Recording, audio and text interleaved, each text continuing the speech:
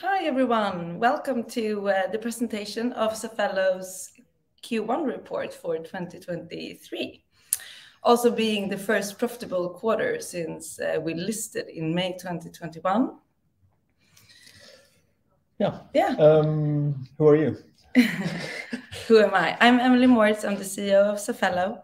And with me today I have Johan Edin, our CFO. Hello. I think we can get started with the presentation. There we go. Okay, so some of our key events for the first quarter has been the launch and going live with the institutional custody service. We also, in January, we added a few new coins to the platform, and among them, we also listed our first stablecoin, USDC. In general, it has been we have met our first key objective of the year to become profitable, which we will strive to maintain throughout the year, of course. And in addition to that, we have also done a lot of internal enhancements on our trading service to be able to scale up volumes going forward. We can take the next slides where we have some data to present. So as per the end of the quarter, our user base had grown to 323,000 customers, and aggregated orders have reached a number of 890,000 orders and volume 2.343 billions. And as you can see here on the data for the quarterly completed orders, volume has picked up in Q1, also Q4 last year, and positive Q1 this year. And going forward, our key objective will be, as I just stated, to maintain profitable. We are also investing a lot in product innovation. We have a very innovative and fast team who's speeding up a lot, so that feels great. And we are also committed to deliver on our goal to onboard more financial institutions to our platform and tie them to us even closer. And a bit about the market sentiment. We reached some around the end of last year, and since then we've seen volume pick up during the first quarter, which has benefited Safello, of course. We have also seen the momentum follow us into the beginning of the second quarter. So all in all, a fairly positive market momentum Q1 for the crypto market. And with that said, I'm going to hand it over to you, Johan. Yeah, I think, as Emelie said, we've seen a pickup. Well, we saw a drop in Q2 last year, and then a pretty slow summer, and also related to the price of crypto, of course, in general. But we did see a pickup in Q1, and particularly towards the end of the quarter, as it's reflected in the volumes month by month. And that momentum has continued in the second quarter, at least in the beginning. So the jury is still out on that. But net turnover decreased by 33% compared to Q1 22. But then we should remember that Q1 22 was still a very high volumes globally, and that was before most of the issues that the industry has faced over the last year happened. So net turnover 138 million versus 205 last year. Gross profit increased in the quarter by 34% to 11.4 million compared to 8.5 last year. This is helped by the withdrawal fees that amounted to 2.9 million, and these fees were introduced in Q3 last year. Also, we've been helped, of course, by the inventory that we hold that has appreciated in value.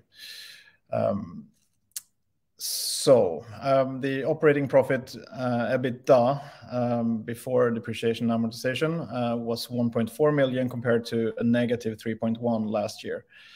And also our operating profit was 3 million this year compared to 4 million negative last year. This line item is affected by the long-term crypto holdings that we hold that are marked to market. So we can't write them up. We purchased that crypto for 10 million, if you remember, and we wrote it down to 4.9 as per Q2 last year. But with the appreciation in crypto prices, we have marked it up to 7.2, if I'm correct. So yeah, so that affects the EBIT line basically. The cash balance decreased from year end. It was 21.3 at year end, and it's now 19.8. But that said, we've been building some inventory and working capital,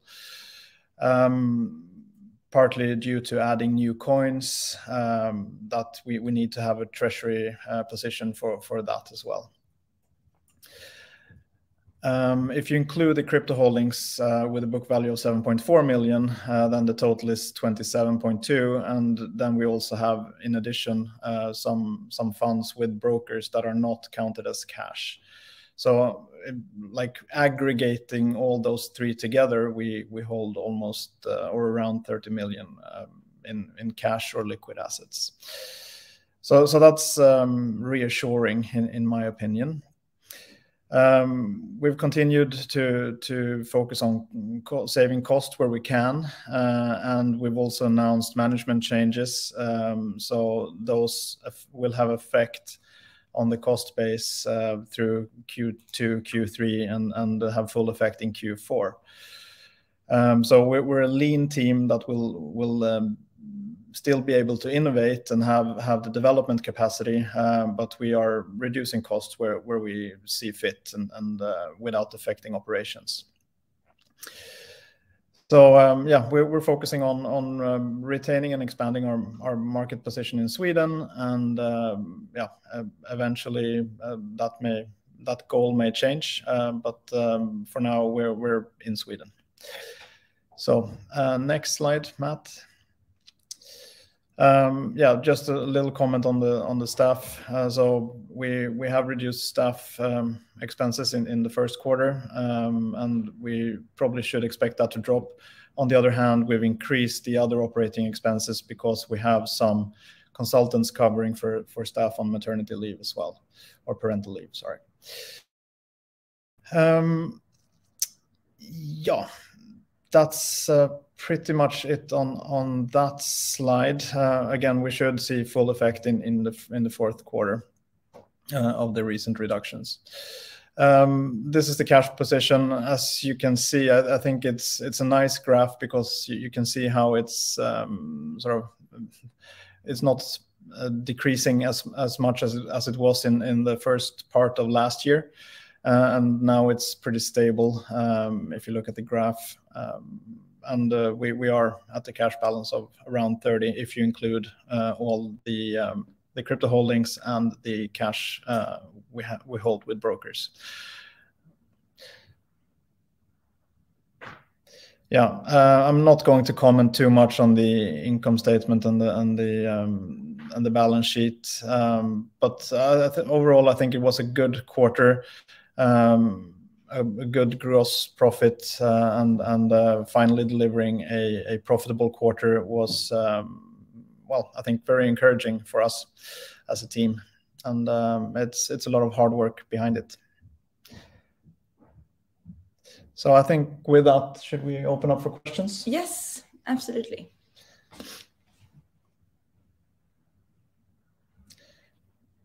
How popular has the unit-linked solution with Hubbins been? Do you see a possible expansion of this solution with other vendors? It has been, we have gotten a fair amount of customers, considering that the product is the combination of crypto and a unit-linked insurance is very it's new, so it's starting to pick up some speed in the first quarter. However, we haven't seen a huge demand for it yet.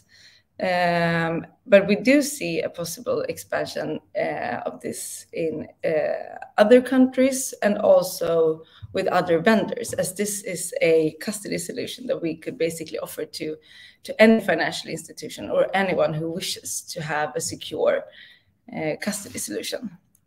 So absolutely. Are you looking at an expansion outside of Europe when MiCA comes into effect? I can't comment on the expansion plans too much as of now, but what we know is that when we have a license under MiCA, it is possible to passport that license into other EU states. So that is something that we are looking into, of course, at the moment, but it will probably not happen before MiCA, as we then need to be registered with every member state. What time frame are we looking at for swapping on the platform? 2023. Yes, we are looking at 2023 as a time frame for swapping. I think we also communicated that in the annual report as well. So yes, hopefully that's the ambition.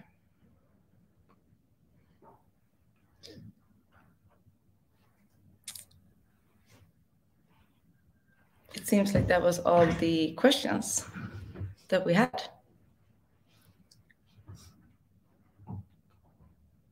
All right, should we wrap it up? Let's wrap it up. Thank you for listening in and for the questions. And you can always reach us on Discord, where we do our best to answer investor-related questions and questions about the product, as well as the market and so on. So hopefully we'll see you there. Bye. Bye.